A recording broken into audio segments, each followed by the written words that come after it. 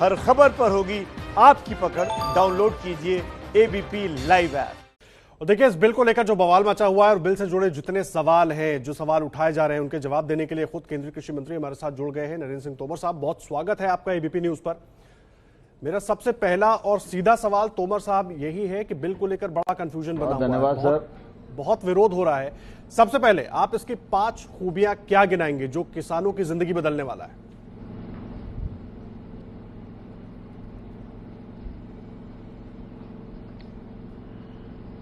देखिए, लोकसभा में भारत सरकार ने 2 बिल प्रस्तुत किए थे। एक कृषक की उपज को कैसे बेचा जाए, तो व्यापार वाणिज्य विधेयक 2020, और दूसरा था मूल्य आश्वासन और किसानों का करार विधेयक 2020। ये विधेयक दोनों के दोनों किसानों के जीवन में क्रांतिकारी बदलाव लाने वाले हैं। इन विधेयकों से किसान को उसके उत्पादन का उचित मूल्य मिल सकेगा। तीसरा, किसान अभी अपना उत्पादन कृषि उपज मंडी में बेचने के लिए विवश है। इस बिल के माध्यम से किसानों को कहीं से भी अपना उत्पाद किसी भी स्थान पर बेचने के लिए स्वतंत्रता होगी। किसान जब अपना उत्पादन किसी भी स्थान पर बेचेंगे तो इस एक्ट के अंतर्गत जो मंडी परिधि के बाहर का एरिया है वो ट्रेड एरिया होगा, और इस पर न तो कोई राज्य का टैक्स लगेगा, ना ही केंद्र सरकार का टैक्स लगेगा।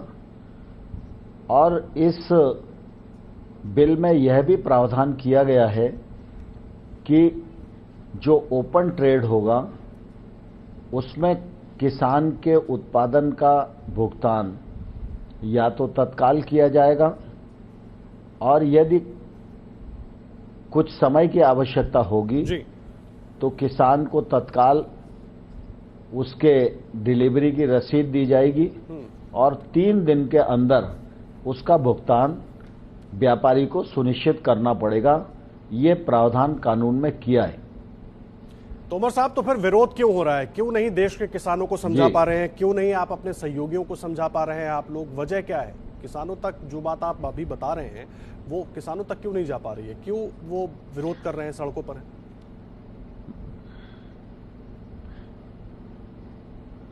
मैं आपके माध्यम से सभी किसान भाइयों और बहनों को ये अनुरोध करना चाहता हूं कि हमको सियासत में नहीं पड़ना चाहिए। प्रधानमंत्री नरेंद्र मोदी जी की सरकार किसानों के हितों के प्रति प्रतिबद्ध सरकार है। जब से प्रधानमंत्री नरेंद्र मोदी ने काम संभाला है, लगातार कृषि के क्षेत्र में सुधारों का क्रम चल रहा है। सरकारी कानूनों की जंजीर में जब तक किसान जकड़ा रहेगा, किसान को आज़ादी नहीं मिलेगी, तब तक किसान का भला नहीं होगा। ये बिल किसान को आज़ादी देने वाले हैं, किसान पर लगने वाला टैक्स समाप्त करने वाले हैं, और किसान अपनी मनमर्जी के मुताबिक अपनी कीमत पर जिसे चाहे जहां चाहे अपना उत्पादन बेचने के लिए स्वतंत्र हो सकेगा। कई स्थानों पर यह भ्रम फैलाया जा रहा है कि इस बिल से एमएसपी खत्म हो जाएगी। मैं आपके माध्यम से किसान भाइयों को यह कहना चाहता हूं, बिल का एमएसपी से कोई लेना देना नहीं है। एमएसपी भारत सरकार का प्रशासनिक निर्णय है। नरेंद्र मोदी जी ने आने के बाद लागत का 1.5 गुना एमएसपी घोषित किया, जिसके कारण एमएसपी बढ़ा है। एमएसपी पर खरीद बढ़ी है। खरीफ की फसलों की एमएसपी भी हम एक आध हफ्ते में घोषित करने वाले हैं। तोमर साहब, एमएसपी पर खरीद की जाती रही है और आने वाले कल में भी की जाती रहेगी। किसी को चिंता करने की और भ्रमित होने की आवश्यकता नहीं है। तोमर साहब, एमएसपी की बात कर रहे हैं आप, उसी में एक चीज जोड़ रहा हूं। विरोधी बार बार जो सबसे बड़ा हमला आप पर कर रहे हैं वो ये कहकर कर रहे हैं कि एमएसपी जो है, जब मंडी ही नहीं रहेगी तो एमएसपी ही नहीं रहेगी, तो फिर किसान जो फसल बेचेगा उस पर एमएसपी का कोई मतलब रह नहीं जाएगा।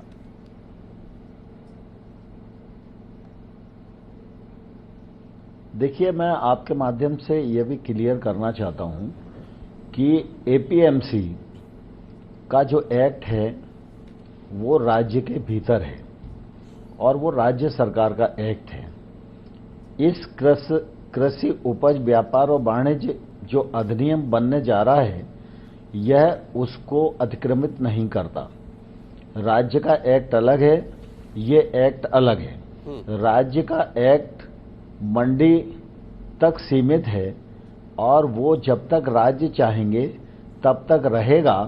केंद्र सरकार उसको खत्म करने की न तो इच्छा रखती है, न मंशा रखती है, न इस विधेयक के माध्यम से एपीएमसी खत्म होने वाली है। हमारा जो एक्ट है इसके माध्यम से किसान को अनेक विकल्प मिलेंगे। वो चाहेगा तो मंडी में भी अपना उत्पादन बेच सकता है, वो चाहेगा तो मंडी के बाहर भी अपना उत्पादन बेच सकता है।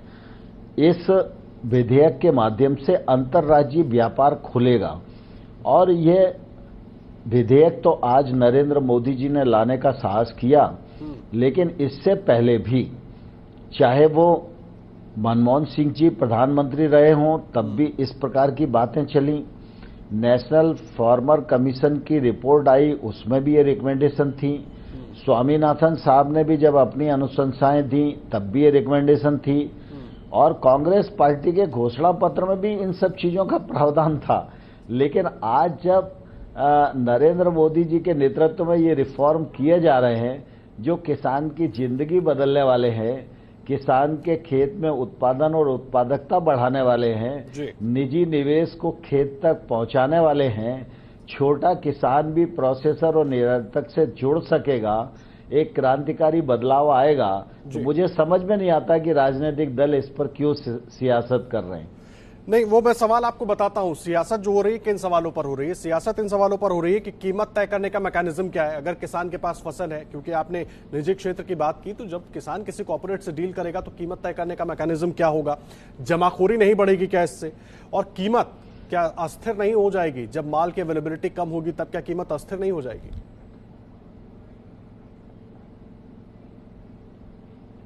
नहीं, देखिए, दरअसल क्या है कि ये विषय एसेंशियल कम्युनिटी एक्ट से जुड़ जाता है जो आपने कहा। तो कुल मिला के आप देखिए कि विरोध तब होना चाहिए जब सरकार किसी चीज का केंद्रीकरण करे। आवश्यक वस्तु अधिनियम में जो संशोधन किया उसमें सरकार ने अपने अधिकार को कम किया है। जब ये एक्ट आया था उस समय पर खाद्यान्न का अभाव था, तो बहुत सारी चीजें सरकार की ओर से नियंत्रित करना आवश्यक थी। अभी नीति आयोग की एक कमेटी थी, उस कमेटी में देश भर के तमाम सारे मुख्यमंत्री थे। कांग्रेस के तत्कालीन मुख्यमंत्री कमलनाथ जी भी थे। उन कमलनाथ जी ने भी उस कमेटी में ये कहा था कि आवश्यक वस्तु अधिनियम अब अपने उद्देश्य को प्राप्त कर चुका है और अब इसे समाप्त कर देना चाहिए। दूसरा, जमाखोरी और कालाबाजारी तब होती है जब कानून का, इंस्पेक्टर का, लाइसेंस राज का शिकंजा किसी व्यापारी पर कसता है। आज तो इस संशोधन के माध्यम से सारी चीज खुल रही है। जब कानून का उल्लंघन ही नहीं होगा तो कालाबाजारी की नौबत ही नहीं आएगी। और आज स्वाभाविक रूप से हमारे पास खाद्यान्न सरप्लस है जिसको रखने की जगह नहीं है। जब इस एक्ट को हम खोलते हैं तो कोई भी व्यक्ति कितना भी खाद्यान्न खरीद कर उसको स्टॉक कर सकता है, तो निश्चित रूप से उसको अधोसंरचना भी बढ़ाना पड़ेगी। तो बहुत सारे वेयर हाउस बनेंगे, कोल्ड स्टोरेज बनेंगे, नई टेक्नोलॉजी के बनेंगे, जगह जगह ग्रामीण क्षेत्र में निवेश आएगा। तो इसका फायदा अंततोगत्वा खेती, किसानी, कृषि और कृषक को ही मिलेगा। इससे किसी को कोई आपत्ति नहीं होनी चाहिए। मुझे एक बात बताइए, तो इस वक्त आप भरोसा देंगे देश के किसानों को कि जो एपीएमसी है, जो मंडी में खरीद की व्यवस्था है और जो एमएसपी की बात है वो उसी तरह से बरकरार रहेगी, उससे उनको कोई दिक्कत नहीं होने वाली है? क्योंकि 2003 में कुछ दिक्कतें देखने को मिली थी जब गेहूं की खरीद का मामला सामने आया था।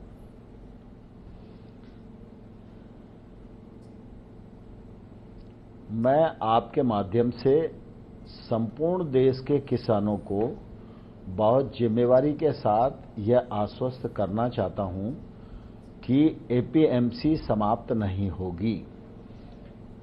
यह बिल एपीएमसी के परिधि के बाहर ट्रेड करने की इजाजत देता है।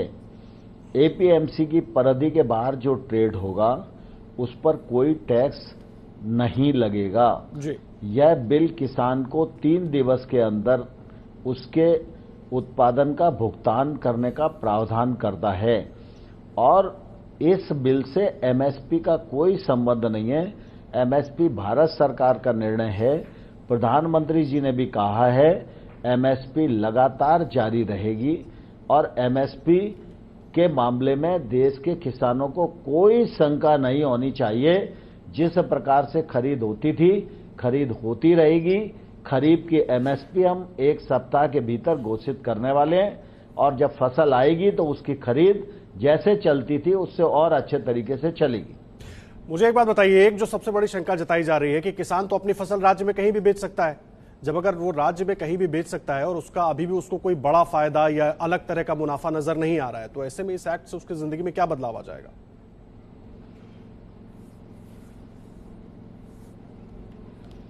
देखिए, आज मतलब थोड़ा सा ऐसे देखें हम एक्ट को जी कि कुल मिला के आज किसान अपने घर से मंडी तक फसल लाता है।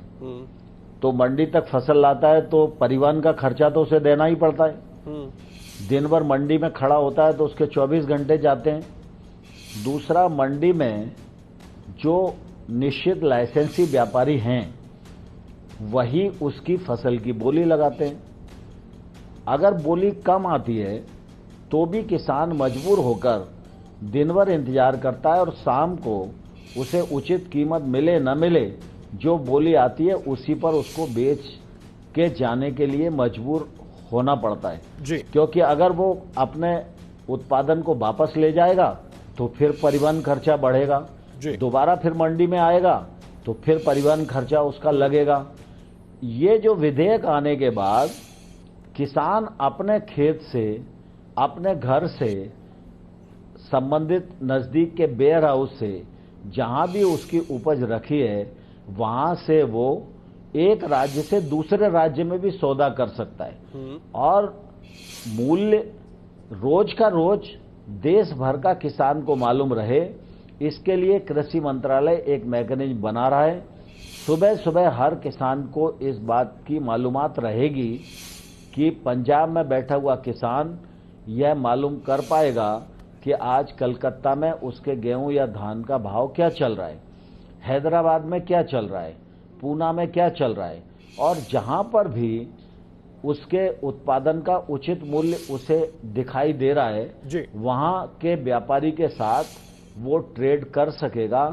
इस बात का प्रावधान भी यह एक्ट करता है और इसलिए जब किसान को उसके उत्पादन का उचित मूल्य प्राप्त होगा, सबूलियत से प्राप्त होगा और उसके घर से ही बिक जाएगा तो उसका लॉजिस्टिक्स का खर्च बचेगा, उसका रिस्क बचेगा और जो कीमत उसके मन में आएगी, जिस कीमत पर उसे बेचना है उसी कीमत पर बेच सकता है। नहीं तो मंडी में आने के बाद तो शाम को वो विवश है, उसे बेच के ही जाना पड़ेगा। बिल्कुल ठीक कह रहे हैं आप तोमर साहब। और देखिए, इसीलिए बहुत सारे किसान भी हमारे साथ जुड़े हुए हैं अंबाला और अमृतसर से, जहां पर हमारी संवाददाता अंजलि और गगनदीप भी मौजूद हैं। किसानों के सीधे सवाल क्या है वो हम आप तक पहुंचाने की कोशिश कर रहे हैं। अंबाला का रुख करते हैं, आप रहिए हमारे साथ। सवाल क्या है किसानों के वो भी हम आपको बताएंगे और आपका जवाब भी उस पर लेंगे ताकि किसान सीधा समझ सके उन बातों को।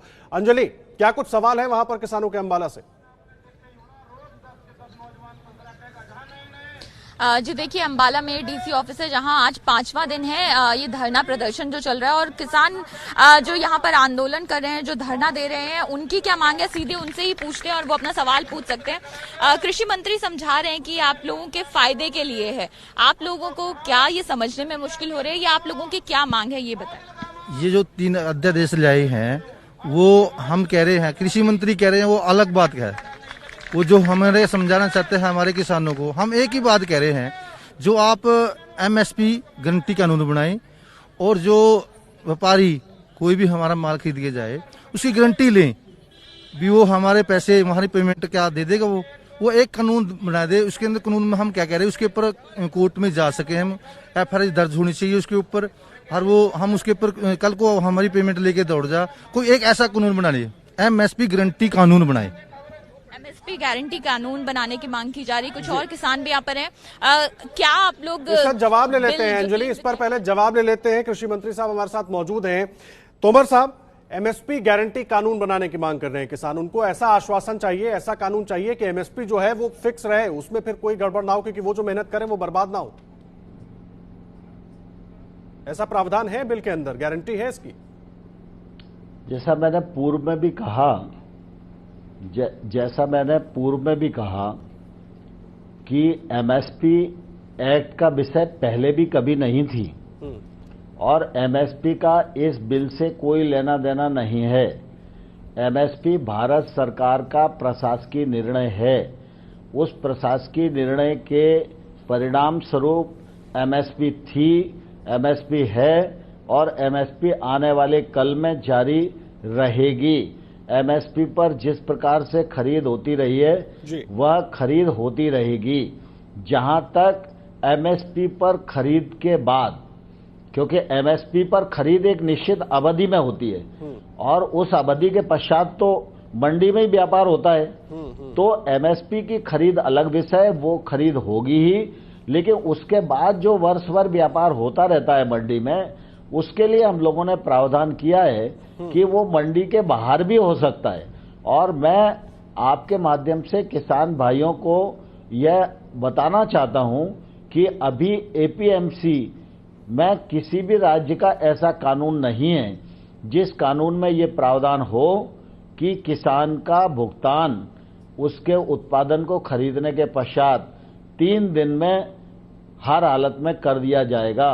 ये बिल इस बात का प्रावधान करता है कि जो व्यक्ति किसान का उत्पादन खरीदेगा वो या तो तत्काल पेमेंट देगा और अगर दोनों की रजामंदी होगी तो अधिकतम 3 दिन में उसको भुगतान करना ही पड़ेगा। ये गारंटी और कानून में हमने प्रावधान किया है। ये प्रावधान क्या है, तो मान लें ये गारंटी आपकी तरफ से किसानों को कि जो MSP है वो वैसे ही बरकरार रहेगी। MSP की गारंटी आप दे रहे हैं देश भर के किसानों को।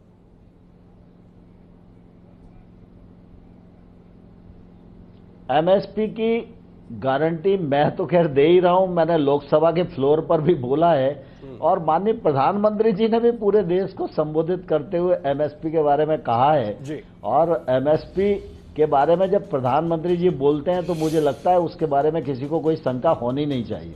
जी, एक और सवाल ले लेते हैं तोमर साहब, अंबाला चलते हैं, अंबाला का रुख करते हैं। जी अंजलि, क्या है और सवाल किसानों के जो महत्वपूर्ण सवाल हो वो बताइए। मंत्री जी हमारे साथ जुड़े हुए, सीधा उसका जवाब लेंगे।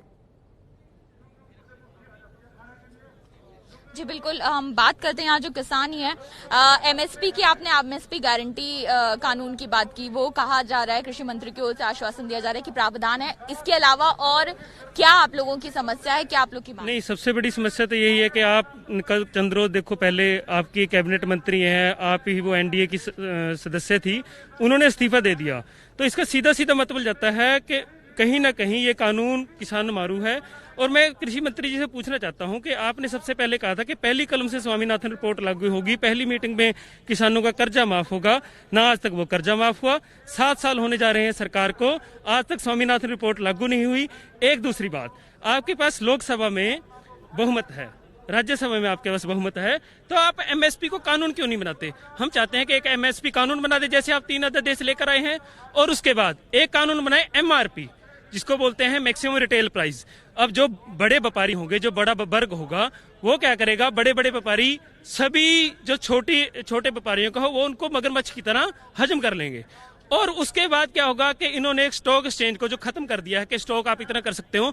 अगर MRP, हम MSP के साथ अब MRP की भी डिमांड करते हैं कि कोई भी जो भी व्यापारी होगा, जो भी कंपनी होगी, चाहे वो रिलायंस हो चाहे अडानी हो, अगर वो स्टॉक करती है, स्टॉक के बाद एक न्यूनतम मैक्सिमम रिटेल प्राइस होना चाहिए कि वो गेहूं इस रेट से ऊपर नहीं बेच सकते। हमारा आलू 2 रुपए खरीद के आज मार्केट में वो 40 रुपए बेच रहे हैं। तो कहीं ना कहीं हम ये चाहते हैं कि एमएसपी कानून बने और इस कानून को आप लेकर आए, तब हमसे आप बात करना। बहुत महत्वपूर्ण सवाल है अंजलि, बहुत महत्वपूर्ण सवाल है। 2 सवाल हैं जी अंजलि, मैं आऊंगा आपके पास। तोमर साहब, 2 महत्वपूर्ण सवाल हैं। एक तो जो पंजाब के किसान सवाल उठा रहे हैं कि आप अपने सहयोगियों को नहीं समझा पाए, इसलिए बिल में कुछ गड़बड़ है।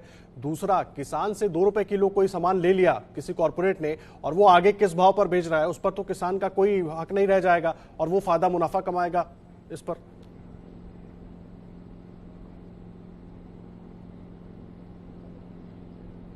देखिए, एक तो भैया ने जो बात कही कि स्वामीनाथन साहब की रिपोर्ट के मामले में, तो मैं उनके संज्ञान में लाना चाहता हूं कि यूपीए की सरकार के 10 वर्षों में स्वामीनाथन साहब की रिपोर्ट पर कोई विचार नहीं किया गया।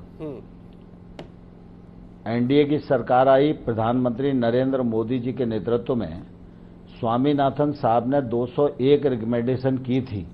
आज भारत सरकार 201 में से 200 रिकमेंडेशन पर अमल कर रही है, उसको क्रियान्वित कर रही है, उनके आधार पर काम कर रही है।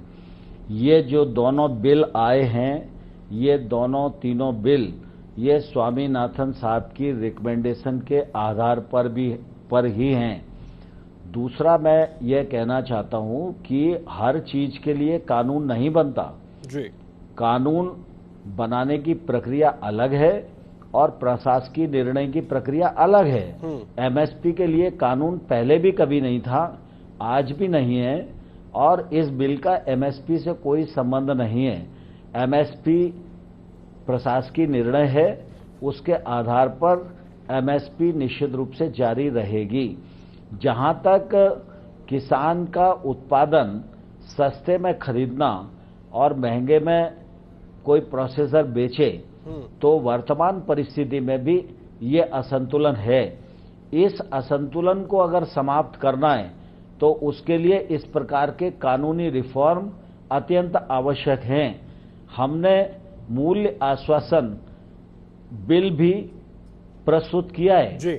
और इस बिल में इस बात का प्रावधान है कि प्रोसेसर और किसान दोनों के बीच में जो करार होगा वो बुआई से पहले उसकी कीमत तय होगी, और करार में जो कीमत तय होगी, फिर चाहे प्राकृतिक आपदा आए, चाहे कोई रोग लगे, वह भी किसान के उस भाव को प्रभावित नहीं करेगा। प्रोसेसर को उतना भाव तो किसान को भुगतान करना ही पड़ेगा। जब ये रिफॉर्म आएंगे और इनका क्रियान्वयन होगा, तब निश्चित रूप से किसान की जिंदगी में बदलाव आएगा और किसान को उसके उत्पादन का उचित मूल्य प्राप्त हो सकेगा। तो ये मानकर चले, जो आप कह रहे हैं, जब ये रिफॉर्म आएंगे तो उसके बाद 2022 तक जो किसानों की आय है वो दुगनी हो जाएगी इन 3 रिफॉर्म्स के बाद।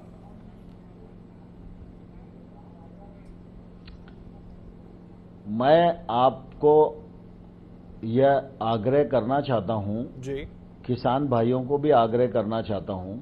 प्रधानमंत्री नरेंद्र मोदी जी एक अकेले ऐसे नेता हैं जिन्होंने वर्षों बाद यह लक्ष्य दिया देश की सरकारों को और किसानों को कि सब लोग मिलकर 2022 तक किसान की आमदनी दोगुनी करें। किसान की आमदनी दोगुनी करना है तो कोई एक काम से वो दोगुनी नहीं होगी। किसान के खेत में उत्पादन बढ़े, किसान की लागत कम होवे, किसान के खेत में उत्पादकता बढ़े, किसान कानूनी शिकंजों से ऊपर उठ सके, और किसान जो छोटा है, देश में 86% किसान छोटा है, वह छोटा किसान भी मुनाफे में आ सके। इसलिए अनेक प्रकार की योजनाएं शुरू की हैं। आज सूक्ष्म सिंचाई की योजना है तो उससे पानी की बचत होगी, पानी की बचत होगी तो भूजल भी सुरक्षित रहेगा, और बिजली का जो किराया है हम उससे भी बचत कर पाएंगे। सॉइल हेल्थ कार्ड है तो उसके आधार पर अगर हम फर्टिलाइजर यूज करेंगे तो केमिकल फर्टिलाइजर की भी बचत होगी। दूसरी तरफ हम लोगों ने 10,000 FPO बनाने की घोषणा की है। उस पर काम प्रारंभ हो गया है। FPO के माध्यम से छोटे छोटे किसान कई मिलकर एक बड़ा संगठन बन सकते हैं और एक छोटा किसान जिसके खेत में 10-20 कुंटल गेहूं होता है, वो किसान तो मंडी भी अपना गेहूं ले जाकर बेच नहीं पाता, उसको MSP का भी फायदा नहीं मिल पाता। ये FPO के माध्यम से छोटे छोटे किसान मिलकर अपने खेती के रकबे को भी बढ़ाएंगे, अपने उत्पादन के वॉल्यूम को भी बढ़ाएंगे, उनकी बार्गेनिंग कैपेसिटी बढ़ेगी, उनके पास टेक्नोलॉजी आएगी और उसका फायदा किसान को और खेती को निश्चित रूप से मिलेगा।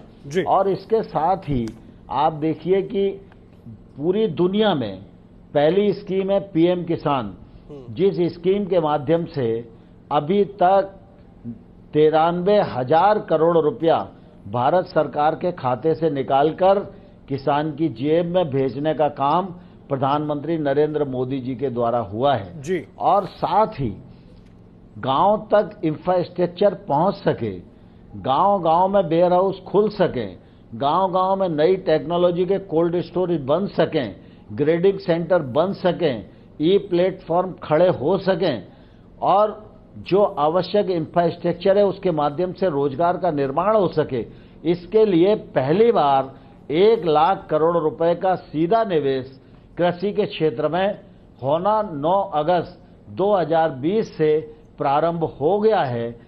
ये सारी चीजें नीचे तक उतरेंगी जी, तो उनमें कानून की मदद भी होनी चाहिए और इसलिए जो कानून की बंदिशें हैं उन बंदिशों से भी किसान को आजाद करना जरूरी है। और किसान को बुआई से पहले अगर कीमत का आश्वासन मिले, कीमत के लिए एग्रीमेंट हो और कीमत मिलने की गारंटी मिले, इससे निश्चित रूप से किसान का फायदा होगा। इसलिए इन सब चीजों को मिलाकर जब हम देखेंगे तो आने वाले कल में प्रतिफल के रूप में 2022 में किसान की आमदनी दोगुनी हो सकेगी। आमदनी दोगुनी हो सकेगी। चलिए, आप अच्छी बात कह रहे हैं, इस पर किसानों की राय भी लेंगे, लेकिन इसी से जुड़ा क्योंकि आपने संसाधनों की बात भी की है, अमृतसर चलेंगे, वहां भी कई किसान मौजूद हैं हमारे साथ तोमर साहब। लेकिन उससे पहले आपने संसाधनों की बात की है, ये सब कुछ रिफॉर्म होगा तो संसाधन बढ़ेंगे, कोल्ड स्टोरेज बढ़ेंगे, लेकिन अगर इसको मैं एसेंशियल कमोडिटी से जोड़ दूं, प्याज से जोड़ दूं, कोल्ड स्टोरेज में प्याज आ गया, जमाखोरी हो गई, लेकिन जब उसके भाव बढ़ेंगे तो वो तो जो शहरी जनता है या आम जनता है जो उसको खरीद रहा है वो बढ़े हुए दाम तो वो चुकाएगा। इसको रोकने का कोई इसमें है क्या तरीका?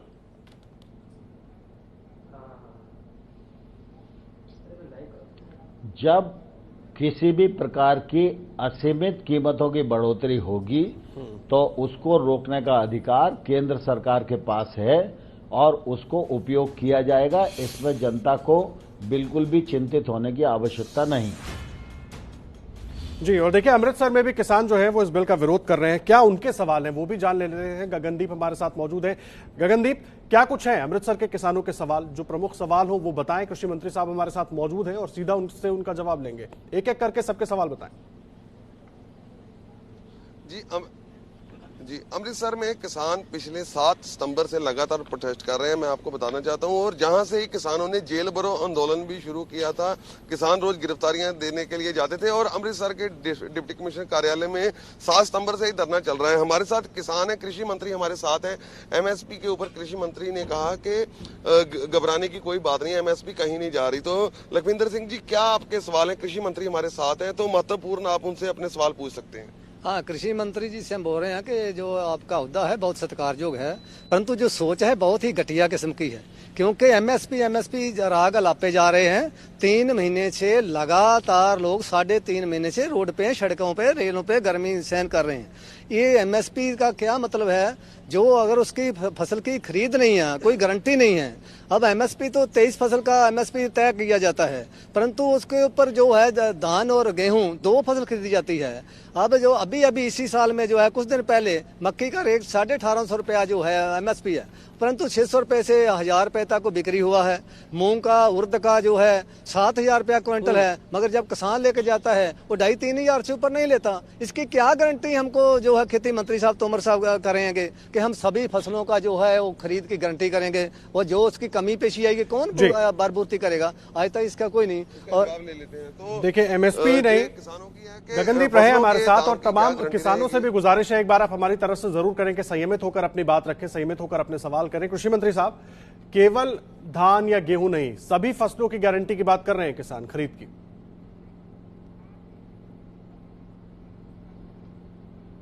देखिए, ये राज्य की सरकारों को भी किसानों तक जानकारी पहुंचानी चाहिए। मैंने एमएसपी के बारे में बिल्कुल क्लियर किया है। एमएसपी पर खरीद होती रहेगी, इसमें किसी को कोई शंका नहीं होनी चाहिए। गेहूं और धान की खरीद एफसीआई करता है, और इसके अतिरिक्त राज्य सरकारें अगर प्रस्ताव भेजती हैं तो दलहन और तिलहन की खरीद नेफेड करता है जी। लेकिन दलहन और तिलहन की दृष्टि से कोई भी पंजाब सरकार का प्रस्ताव हमको अभी तक प्राप्त नहीं हुआ है। अगर प्राप्त होगा तो सरकार विचार करेगी जी। लेकिन मुझे एक बात बताइए, अगर इसको मैं कॉन्ट्रैक्ट फार्मिंग से जोड़ दूं तो उसमें तो कुछ भी आ सकता है, चाहे वो दलहन तिलहन हो, गेहूं हो, धान हो, या सब्जियां हो, या दूसरी और तमाम चीजें हो। उस स्थिति के लिए इसमें कुछ है हमारे पास ऐसा रास्ता कि किसान परेशान ना हो?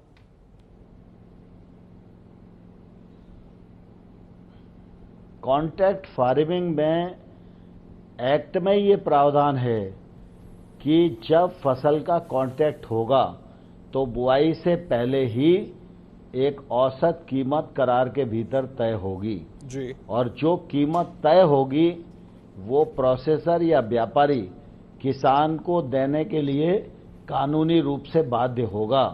वह किसान के साथ अमानत में खयानत नहीं कर सकता है। ठीक है। एक एक्ट में हम किसान को बिना टैक्स के खरीद करना और पूरे देश भर में वो अपने माल को बेच सके जी। तो मंडी से आजाद करके उसको स्वतंत्रता दे रहे हैं। और दूसरा, मूल्य आश्वासन जो एक्ट है उसके अंतर्गत किसान को ये सुविधा उपलब्ध करा रहे हैं कि वो बुवाई से पहले ही करारकर्ता के साथ अपनी कीमत तय कर सकता है, और वो तय करेगा, वो कीमत देने के लिए करारकर्ता बाध्य होगा। ये कानून में प्रावधान है जी। आप रहे हमारे साथ, एक बार फिर से अमृतसर का रुख करेंगे और भी सवाल लेते हैं। कृषि मंत्री साहब, देश भर के किसानों के मन में बहुत सारे सवाल हैं। गगनदीप, और क्या सवाल है? हमारे साथ किसान जथेबंदियों के और भी अगुवा त्रिलोक सिंह है हमारे साथ, तो केंद्रीय मंत्री हमारे साथ जुड़े हैं। आप महत्वपूर्ण उनसे सवाल पूछ सकते हैं। एमएसपी की गारंटी दे रहे हैं, लगातार कह रहे हैं कि किसानों के हक में है ये बिल। लंबे समय से किसानों की जो बात नहीं थी उठाई जा रही, अब आजादी से किसान अपनी उनको काम करने दिया जाता है, आजादी मिलेगी। तो क्या त्रिलोक सिंह जी आपके सवाल है? कौन सी आजादी मिलेगी कृषि मंत्री जी?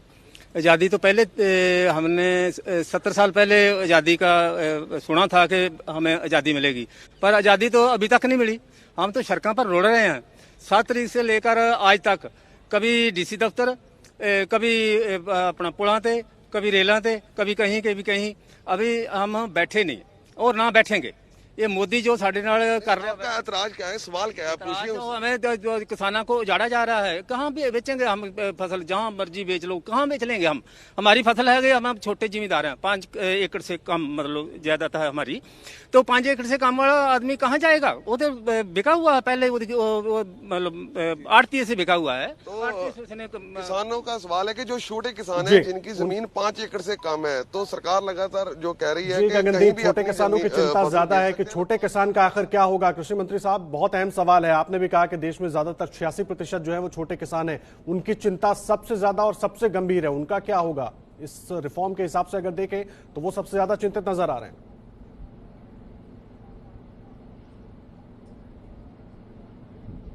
मैं आपके माध्यम से त्रिलोक जी और उनके सभी सहयोगी किसान भाइयों को कहना चाहता हूं कि ये दोनों बिल और सरकार के कार्यक्रम छोटे किसानों को ही समृद्ध बनाने के लिए हैं। आज पीएम किसान योजना के अंतर्गत अगर 75,000 करोड़ रुपया किसानों को दिया जा रहा है तो वो छोटा किसान ही है। इतना बड़ा कार्यक्रम आज तक आजादी के 70 सालों में किसी सरकार और किसी प्रधानमंत्री ने नहीं चलाया। 1 लाख करोड़ रुपए का इंफ्रास्ट्रक्चर फंड गांव में और खेत तक पहुंचाने का काम अगर किया जा रहा है तो प्रधानमंत्री नरेंद्र मोदी की सरकार के द्वारा ही किया जा रहा है। दूसरा, मैं आपको यह भी बताना चाहता हूं कि जो वर्तमान व्यवस्था है उसमें छोटा किसान अपने उत्पादन को मंडी तक भी नहीं ले जा पाता, क्योंकि मंडी तक ले जाना उसके लिए महंगा होता है, इसलिए समर्थन मूल्य पर भी कई बार उसको फायदा नहीं मिल पाता। इस बिल के माध्यम से किसान को कहीं जाने की जरूरत नहीं है। इसके बिल के बाद एक अभूतपूर्व परिवर्तन आने वाला है। खरीदार किसान को ढूंढेगा और खरीदार किसान को बताएगा कि मैं आपका माल खरीदना चाहता हूं, बताओ आप कितने में बेचना चाहते हो। अभी तक किसान घर से आकर व्यापारी के चक्कर लगाता था और व्यापारी जो तय कर देता था उसी भाव पर किसान को बेच के जाना पड़ता था। अब व्यापारी निकलकर गांव के खेत पर खड़ा होगा, मेड़ पर खड़ा होगा और किसान को आग्रह करेगा कि अगर आपके पास बेचने योग्य फसल है तो मैं लेने को तैयार हूं, बताओ क्या भाव बेचोगे। यह अभूतपूर्व परिवर्तन आने वाला है और मूल्य आश्वासन एक्ट के माध्यम से निश्चित रूप से किसान को उसके उत्पादन का बुआई के समय ही भाव तय हो जाएगा और इसमें कोई जोर जबरदस्ती उससे नहीं कर सकता है। किसान जो चाहेगा उस भाव पर करार कर सकता है। तो मैं त्रिलोक जी के माध्यम से सबको ये कहना चाहता हूं, ये जो रिफॉर्म है, ये जो बंदिशें हट रही हैं, ये छोटे किसान को ताकतवर बनाने वाली हैं। एफपीओ देश भर में 10,000 बनाए जाने वाले हैं। पंजाब में भी एफपीओ बन रहे हैं और एफपीओ के माध्यम से जो किसान काम कर रहे हैं उन किसानों के जीवन में अभूतपूर्व बदलाव आया है। इसके लिए 10,000 एफपीओ पूरे देश भर में मोदी सरकार बनाने जा रही है। 6,850 करोड़ रुपया उस पर केंद्र सरकार खर्च करने वाली है। ये सारे रिफॉर्म छोटे किसान के जीवन में समृद्धि लाने वाले हैं, छोटे किसान की बार्गेनिंग कैपेसिटी बढ़ाने वाले हैं, छोटे किसान के जीवन में समृद्धता लाने वाले हैं और छोटा छोटा किसान संगठित होकर बड़े से बड़े व्यापारी से आंख मिला सके, ये इजाजत ये बिल देते हैं। और मैं आपके माध्यम से त्रिलोक जी को ये भी कहना चाहूंगा कि अगर आपके मन में किसी भी प्रकार की शंका हो तो आप 2, 5, 4 लोग कभी भी आइए या वीडियो कॉन्फ्रेंसिंग में मुझे जुड़िए, मैं आपकी एक एक शंका का समाधान करने के लिए तैयार हूं। नहीं, आप किसानों की शंका का समाधान करने के लिए तैयार हैं, लेकिन आपके सहयोगी, मैं अकाली दल की बात कर रहा हूं, उनको क्यों नहीं समझा पाए आप लोग? सुखबीर सिंह बादल कह रहे हैं कि 50 साल पीछे चला जाएगा पंजाब।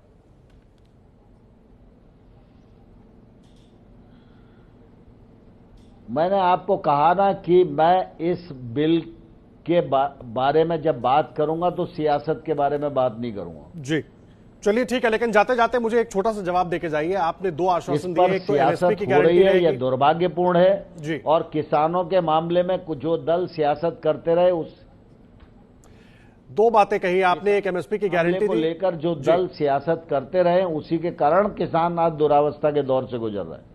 जी मुझे एक बात बता दीजिए बस जाते जाते कृषि मंत्री साहब की 2 आश्वासन दिए, एक तो आपने एमएसपी की गारंटी दी, दूसरा दावा आपने किया कि 2022 तक अगर ये रिफॉर्म्स ठीक से हो जाते हैं तो किसानों की आय दोगुनी हो जाएगी।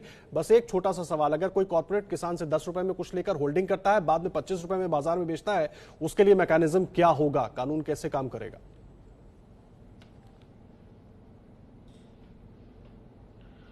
मैंने ये कहा आपको पहले ही कि कोई भी व्यक्ति किसान से जबरदस्ती खरीद नहीं कर सकेगा।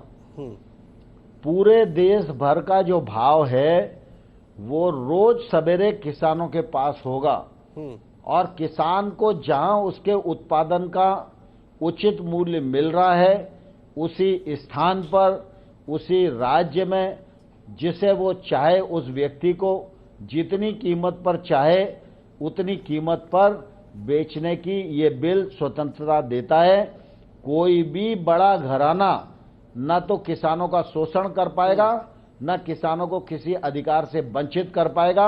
हमने कानून में इसके पर्याप्त प्रावधान किए। जी चलिए, बहुत धन्यवाद आपका नरेंद्र सिंह तोमर साहब हमारे साथ जुड़ने के लिए। और ये जो 3 आश्वासन, अहम आश्वासन आपने दिए हैं, उम्मीद करेंगे किसानों के भी ये समझ में आएगा और जो उनकी शंका होगी वो आप तक भी आगे भी पहुंचाते रहेंगे और उनके जवाब आगे भी ढूंढते रहेंगे। बहुत धन्यवाद आपका हमारे साथ जुड़ने के लिए और इस पूरी बातचीत के लिए। अंजलि आपका और गगनदीप आपका भी बहुत बहुत धन्यवाद हमारे साथ जुड़ने के लिए।